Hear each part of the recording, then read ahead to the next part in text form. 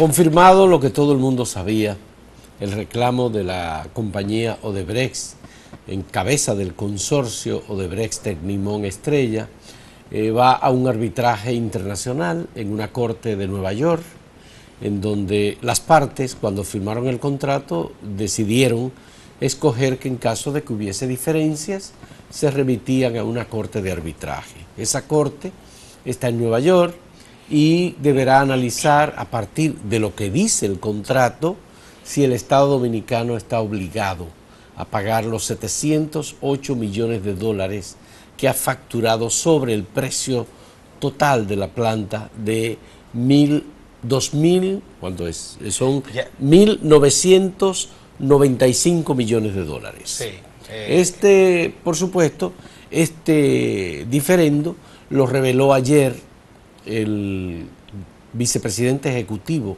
de la Corporación de Empresas Eléctricas de República Dominicana, Rubén Jiménez Bichara. Él ha dicho, Gustavo, que Punta Catalina seguirá en construcción. Él ha dicho que este arbitraje internacional judicial se llevará su tiempo y que al final los jueces son los que van a decidir el diferendo. El Estado Dominicano hasta ahora mantiene su postura de no pagar un centavo más por la construcción de Punta Catalina.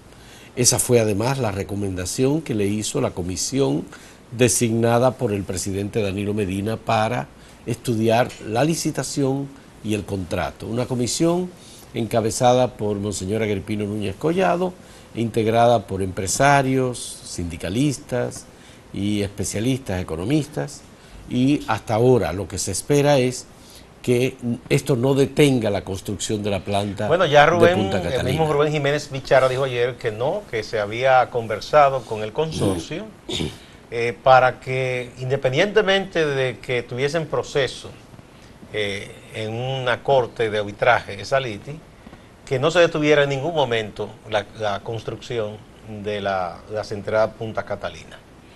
Que no, que eso se acordó. Lo otro es, el Estado Dominicano tiene toda la de perder en eso, porque esas empresas transnacionales tienen mucha experiencia en esas cosas, contratan grandes compañías de abogados, y aquí todavía, que yo recuerde, en ninguno de esos reclamos, sobre todo en el asunto con las empresas eléctricas, el Estado no ha ganado. Ha terminado pagando y a veces pagando mucho más. Lo que se hizo con EDESTE, por ejemplo, que se hizo ya en la administración del presidente Fernández, que se llevó a una corte de arbitraje, se terminó pagando muchísimo más. Y el Estado que tenía un reclamo no pudo recuperar nada. Eso ha ocurrido siempre. Y yo no tengo duda que el Estado va a pagar. Y no te preocupes por la explicación. Van a decir que eso no es un sobreprecio. Que no, que era una cosa, un prorrateo de aquí y de allá, y que en realidad fue un ajuste, y todos contentos y felices. Pero se va a pagar, por eso yo no tengo ninguna duda, porque yo creo que al gobierno no le conviene pelearse con ese consorcio de ninguna manera. Una, porque ya ellos quieren terminar. Ya es una cuestión casi como de obsesión del gobierno que eso se termine y poner en funcionamiento esa planta para que una vez que opere y se alivie todo el tema del problema eléctrico, mostrar eso como un logro. Pero también el sacrificio que ha tenido que hacer el gobierno es muy grande para pagar el financiamiento de esa planta, es decir, pagarlo, porque en definitiva el financiamiento prometido no llegó. No se obtuvo. Y por tanto el gobierno ha tenido que buscar recursos, en algún momento ha tenido que sacrificar parte de sus compromisos con otros sectores, obviamente para destinar el dinero para pagar. Ha tenido la gran dicha que ha coincidido con toda la ola hacia la baja que hubo en el petróleo, y eso le significó al gobierno ahorrarse mucho dinero de lo que hubiese tenido que destinar a la factura petrolera, y los utilizó para ese proyecto, y además en parte también restó parte de lo que destina al subsidio de lo que paga la gente, porque eso definitivamente lo paga el usuario de la electricidad. Rubén Jiménez Bichara ha dicho que él está convencido de que la planta de Punta Catalina, las dos plantas, comenzarán a operar en el año 2018, es decir, este año. En este año, sí. Eso es lo que él espera. Sin embargo, en una conversación que tuve con una persona que ha trabajado muy de cerca el tema, que ha estudiado las diferencias, que es Ernesto Selman, ayer se proyectó esa entrevista. Ernesto Selman dice que no, que esas dos plantas no van a comenzar a operar en el año 2018. Y nadie puede acusar a Ernesto Selman de ser alguien hostil al gobierno. Que probablemente él es del partido de gobierno. Que va a hacer eso, va a ser en el año 2019. Pero Rubén Bichara ayer aprovechó además para informar, además de este arbitraje en una corte de Nueva York, que el Estado Dominicano ya está preparando los términos de una nueva licitación para convocar a los interesados para nuevas plantas que se van a construir en República Dominicana de generación eléctrica. Él ha dicho que el déficit energético ha seguido subiendo, que no se ha estado sumando nuevos megavatios de energía, aparte de lo que ya están previstos en Punta Catalina. En el tiempo que han transcurrido desde 2013 hasta hoy, probablemente ha aumentado en cerca de, ¿cuánto? 1000 megavatios el consumo de energía, como consecuencia del crecimiento de la economía no tanto, y como consecuencia de la demanda. El ingeniero del Carmen que tuvo en estos días que explicaba así que hay un crecimiento todos los años ya calculado y proyectado, pero además también hay otra razón que justifica el hecho de que se construyan nuevas centrales, y es que hay varias de las centrales que operan todavía que ya están obsoletas, resultan muy costosas y muchas ya tienen una tecnología que es tan contaminante, igual o más que la que va a operar con carbón. Entonces, eso estaba de hecho proyectado y en recomendaciones de organismos internacionales que debería ese parque ir sustituyéndose poco a poco. Yo no sé si el dinero está para eso.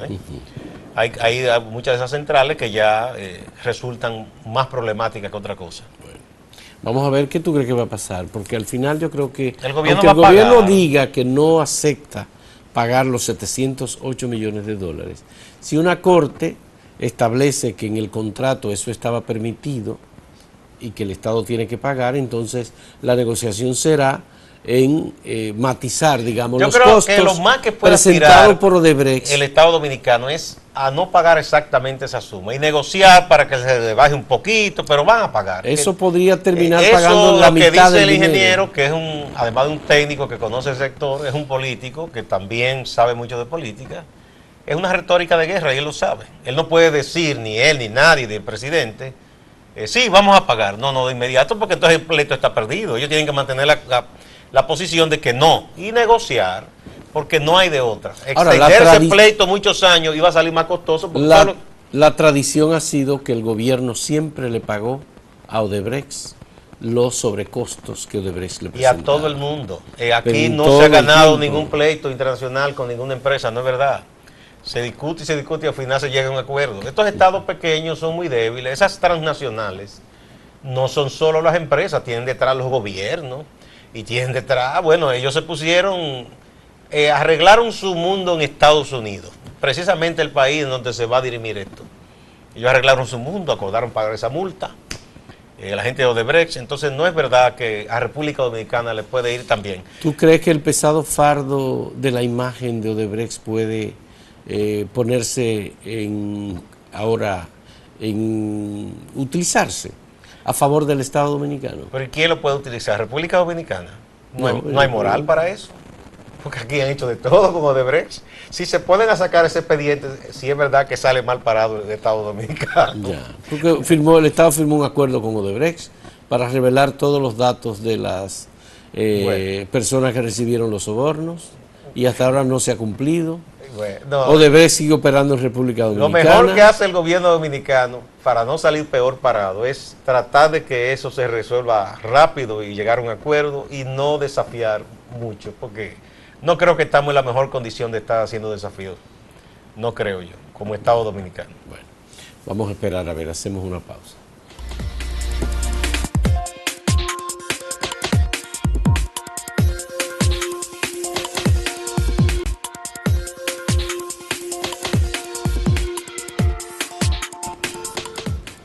Bueno, hay libretos conocidos en asuntos del enfrentamiento de los gobiernos con la oposición en cualquier país del mundo, sobre todo cuando se dan situaciones en que una parte de quienes se oponen a un gobierno esa parte entiende que por los medios formales de la democracia no hay oportunidad de hacer valer derechos y opiniones y se revela. Y es lo que ocurrió en Venezuela con Oscar Pérez, un ex militar de una parte élite de la policía que se había revelado, grabó unos vídeos. En un momento habló de que tenía un grupo armado que estaba concitando apoyo para tratar de salir del gobierno actual de Nicolás Maduro por vía no convencional, es decir, por vía del derribo. Obviamente el gobierno, como todo gobierno, comenzó a perseguir a este oficial policial y antes de ayer él fue ya ubicado. Hubo un enfrentamiento a tiro, pero en un momento dado, y eso está grabado en varios vídeos, el propio Oscar Pérez dice, no podemos porque nos están disparando con unos morteros, esos morteros que se usan, por ejemplo, para detener tanques de guerra, que es un arma muy poderosa. Vamos a entregarnos, depongan las armas, no dispare nadie. El gobierno luego informó que él había resultado muerto. No duró un día por el medio para decir claramente si estaba muerto o no, parece por temor de que hubiese una reacción de la población. Y luego sale diciendo que sí, que él fue muerto como en combate. Y eso no lo está creyendo mucha gente. Pero sobre todo, el gobierno dijo algo muy feo. Dijo que Oscar Pérez fue delatado por gente de la oposición en las conversaciones para el diálogo que se lleva a cabo en República Dominicana entre el gobierno de Venezuela y la oposición. Eso es algo que echa... Fue la oposición que lo delató, que hizo un caliezaje. Eso yo pienso que con toda intención busca abortar el diálogo, porque eso es una acusación muy fea que la oposición de paso, de inmediato, no acepta, ni ha aceptado, ni va a aceptar. Y yo pienso que está en entredicho lo que puede pasar mañana aquí en República Dominicana, además de que los defensores de los derechos humanos en todas partes han condenado. Eso fue una ejecución. Eso es una mala copia de los llamados intercambios de disparos que se hacen aquí. Bueno, mira, Gustavo, el hecho de que el ministro de Interior de Venezuela haya dicho que la ubicación de Oscar Pérez fue lograda por la delación de la comisión de oposición que negocia con el gobierno de Venezuela en República Dominicana es una irresponsabilidad muy grande, porque en primer lugar la oposición ha dicho que eso no es verdad, y lo que están pidiendo es que el presidente de la República, Danilo Medina, y que José Luis Rodríguez Zapatero aclaren cuáles han sido las conversaciones, los contenidos de las conversaciones, para ver si es cierto que ellos han delatado a Oscar Pérez, por ejemplo. Que por cierto, Oscar Pérez había estado en República Dominicana, porque además de policía, él era actor de televisión, había dirigido una película y había sido entrevistado por María Cela Álvarez aquí. El año pasado se presentó una película en uno de los grandes cines de Santo Domingo, dirigida por Oscar Pérez. Obviamente, esto es una ejecución, fue con morteros que lo mataron, los videos están grabados, las conversaciones están grabadas. Bueno, incluso yo no sé si lo mataron como mortero, pero por lo menos ellos se iban a entregar. Lo más probable es que lo tomaran vivo y lo ejecutaran. Y le decían, nosotros no somos delincuentes, les decían ellos, a las personas con quienes ellos estaban negociando, que eran miembros del ejército. Sí, nos vamos a entregar, pero obviamente tienen que entender que esto es una conversación, y fue así, de ese modo, no sé, si ingenuo, muy ingenuo, por en cierto. acento.com.do está la información con el vídeo de cuando el ministro da la explicación. La retórica que usa ese ministro, qué pena que una supuesta revolución haga uso de esa retórica. Eso no tiene nada que envidiarle a la retórica que usa el gobierno de Israel, o que usa de Estados Unidos, que usa un gobierno de ultraderecha, porque es igualito. Ahí son iguales todos los gobiernos. Hablando de que una gente que se opone es un terrorista. Bueno, es lo mismo que se ha dicho. Eso no se lo aplicaron a Hugo Chávez en 1991 cuando se rebeló como miembro del ejército contra el gobierno. Un gobierno legítimo también. Y lo que hizo el gobierno lo apresó, pero respetó la vida en todo momento. A ese que ellos llaman que es un bandido, a Carlos Andrés Pérez, ¿verdad? Sin embargo, ese bandido le respetó la vida a Chávez. Y luego el presidente Caldera, que también ellos dijeron que era un gran reaccionario, que sacó a Chávez de la cárcel, también respetó la vida y y le dio un indulto a Chávez. Entonces, como que verdad, son cosas como para pensar. Y lo penoso de todo esto, Fausto, es que gente que se dice que de idea libertaria, que apoya los procesos revolucionarios, entienda que eso es revolucionario, ejecutar a unas personas que por no estar de acuerdo con un régimen se han rebelado. Eso pasa en muchísimos lugares. Yeah. Y esas personas muchas veces son juzgadas y encarceladas, pero se les perdona la vida. Mira una cosa, Gustavo, yo pienso que ha habido ya algunas declaraciones por parte de personas que entienden que el diálogo que se le dará continuidad supuestamente mañana, jueves, aquí en República Dominicana, que los mediadores tienen que hacer una declaración, porque ha sido el gobierno de Venezuela a través de su ministro de Interior que ha dicho que la oposición ha sido la delatora en este caso. Es decir, el gobierno de Venezuela está torpedeando permanentemente la continuidad del diálogo. Ya lo había hecho Nicolás Maduro. Ya lo hizo Nicolás Maduro con las cosas con sus declaraciones, ¿no?, irresponsables, diciendo que ya todo estaba acordado y que la oposición lo que estaba era consultando con otros países que supuestamente tenían interés en hacerle daño a Venezuela. Y revelando aspectos que hasta ahora los negociadores de República Dominicana, a la cabeza de los cuales está como mediador el presidente Danilo Medina, habían dicho que nada más eran acuerdos, avances, pero que no hay nada nuevo hasta que se acordara todo. Pero además que no le corresponde a Nicolás Maduro, o sea, hay que respetar el hecho de que el presidente Medina, en nombre del pueblo dominicano, del Estado dominicano, ha prestado el país como la casa, como anfitrión, República Dominicana, el pueblo dominicano. Entonces, corresponde al presidente Medina cualquier declaración en ese sentido, o en dado caso, él puede decir al canciller Miguel Vargas, pero no corresponde ni a la oposición ni al gobierno de Venezuela hablar de si ellos acordaron que no se iba a decir nada de manera unilateral. Eso por lo menos es una falta de respeto, eso que hizo Nicolás Maduro. Ojalá que todavía no se aborte todo eso, pero sobre todo qué bueno que hay personas que están en las interioridades y que pueden decir si es verdad eso, de que la oposición delató, que yo dudo mucho, a Óscar Pérez para que lo acribillaran de esa manera. Bueno, la oposición debe tener un interés muy alto en llegar a un acuerdo con el gobierno si se presenta mañana a ese diálogo convocado por el gobierno de República Dominicana. Políticamente a ellos les conviene participar, porque la parte que diga no voy más, ya se va a ver como la que boicoteó completamente. Y por más zancadilla y cosas que le pongan, ellos deben hacer uso de la paciencia y persistir. Que desista el gobierno, pero ellos no deben desistir nunca de eso, de asistir al diálogo. Es una pena porque al mismo tiempo hay ya personas asesinadas.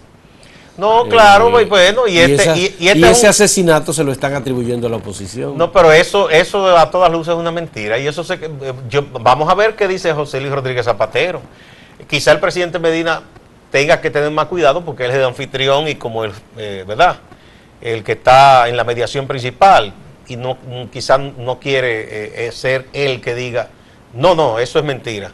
Pero ahí está Rodríguez Zapatero y gente de otros países que están alentando el diálogo, que pueden decir si eso es verdad. Además, los opositores venezolanos que estaban rechazando el diálogo tienen más razones ahora, muchas más razones ahora, para rechazar la presencia de la oposición. Yo lo que pienso que eso incluso les resta todavía mucho más apoyo y fortaleza y calidad moral al gobierno de Venezuela, porque eso es un asesinato vil. Es decir, ¿qué revolucionarios son estos? Que a alguien... ¿Y tú crees que se puede hablar de revolución? Bueno, todavía los que lo apoyan dicen que eso es una revolución. Yo no sé, una revolución para el atraso será, una involución, pero bueno. Sí. Entonces, que hacen este tipo de cosas. O sea, ¿qué diferencia hay entre esto y quienes, bueno... y Augusto Pinochet, la dictadura. Exacto, de a cualquiera que se rebele, o Balaguer aquí mismo. No, porque lo que le hicieron a Mauri. Tan blanda, como dice. Bueno, no era tan blanda. Ve a Mauri lo que le hicieron, rodeado, lo agarraron y lo acribillaron, ¿no? Sí. Entonces es la misma cosa, no importa la ideología que se invoque. Así es. Hacemos una pausa.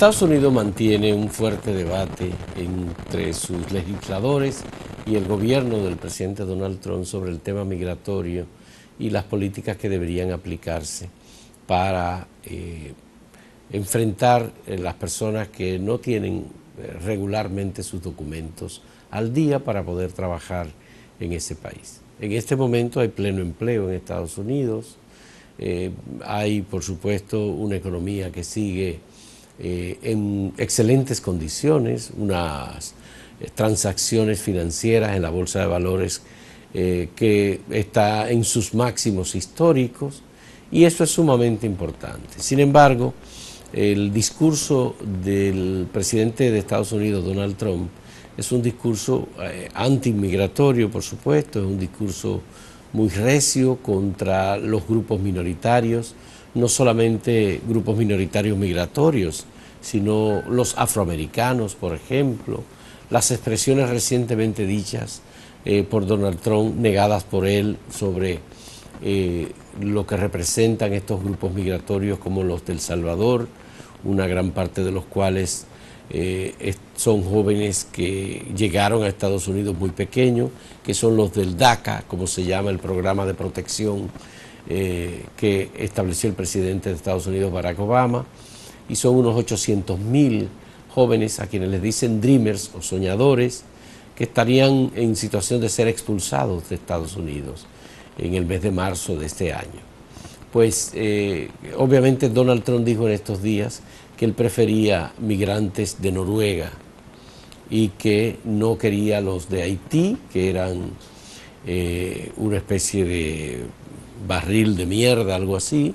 Hoyo de letrina. Hoyo de letrina, y los del Salvador y los de África, pero que de Noruega o algunos países europeos, nórdicos principalmente, eran bienvenidos en los Estados Unidos. Claro, en Noruega no quieren llegar a Estados Unidos ni les interesa. Ellos viven mejor en Noruega que en Estados Unidos. No tienen razones para migrar. Las condiciones de vida, las atenciones en salud, la calidad de la educación, la calidad de la vivienda, son la esperanza de vida, pública, la seguridad pública. Todo eso está muy por encima en los niveles de vida de los que tienen en los Estados Unidos. Por tanto, no es posible que los noruegos o cualquier grupo de estos europeos quiera migrar. Incluso esos países pueden entrar sin visa a los Estados Unidos. Tienen acuerdos que la ciudadanía de la Unión Europea no tiene que requerir visa para entrar a Estados Unidos. Igual que los norteamericanos, que tampoco tienen que solicitar visa para entrar a ningún país europeo. Bueno, pues esa es la situación. Ahora, ¿qué ha ocurrido? Que Donald Trump acaba de decir que no, que él quiere a todos los migrantes, que no es verdad lo que él ha dicho, que en realidad él quiere a todos los migrantes, porque hubo un periodista europeo precisamente que le preguntó, bueno, si usted no dijo que estos países son países de mierda, pero usted dijo que sí prefiere a los migrantes de Noruega, por ejemplo. Eso representa un tipo de discriminación, obviamente, por supuesto. Obviamente, una preferencia. Positiva o no, pero es un tipo de discriminación. Y él dijo, no, yo los quiero a todos, a los migrantes todos. Sí, que los quiere a todos ahora. Sí. Claro, él quiere expulsar a los mexicanos, quiere poner un muro en la frontera de México y Estados Unidos de 3.000 kilómetros más o menos, y quiere que los mexicanos sean los que paguen el muro. Si alguien aquí dijera del gobierno que le gustan los migrantes, que no importa, que lo quiera todo, ¿qué pasaría? O lo fusilaran. Aquí se un lío, eso es para que entren los haitianos. Allá seguro que habrá algunos que dirán, eso que él quiere que entren los mexicanos, ¿verdad? Porque hay gente para todo. Sí. La situación del presidente Trump, que dice una cosa, se desdice, no se sabe. Él habló sobre en estos días de que bueno, lo del DACA, que sí, ahora dice que no. Ha hecho que varios especialistas en medicina de la conducta digan que ese hombre no anda bien de la cabeza. Sí. Incluso además que está somatizando, dicen que ha tomado mucho peso, que está barrigón de nuevo. Sí. Y no habían analizado, por ejemplo, su discurso, sus palabras, la incomodidad, los gestos que hace, las incoherencias, repeticiones. Hay muchísimos análisis que han hecho. Ahora de nuevo, y bueno, salieron sus portavoces a decir, no, él está bien. Y él dijo en estos días que él era un genio, que estaba equilibrado de salud mental. Sí. Dicen, él está bien, lo que ahora quiere bajar un poco de peso, porque ha tomado unas libras y una cosa, ¿no? Y han dicho eso, pero ya está preocupando a mucha gente que una persona con una mentalidad tan zigzagueante sea quien tenga la conducción de un país tan importante. No, es que esta semana, Gustavo, a Donald Trump le correspondía un examen médico, que lo iba a hacer su médico, que ha sido la persona que lo ha atendido siempre, parece ser. Pero hubo 70 especialistas que le escribieron una carta a ese médico, diciéndole que necesitaban exámenes psiquiátricos de Donald Trump, que había que hacerlo y que él debía ordenarlo, esos exámenes. Bueno, porque estaba de por medio la seguridad de Estados Unidos, la posibilidad de que Estados Unidos entre en un conflicto armado, en una guerra, por ejemplo, o el tema de, obviamente, un país con tantos intereses que necesita de un gobernante con determinados equilibrios, que parece ser que Donald Trump no los tiene. Así es. Bueno, uno desea la mejor de la suerte a esa nación que tiene tanto peso en el mundo y que tiene gente de todas partes del mundo e intercambia con todo el mundo. Ojalá que ese hombre vuelva, ¿verdad?, al equilibrio y se deje de ser tan incoherente y tan zigzagueante.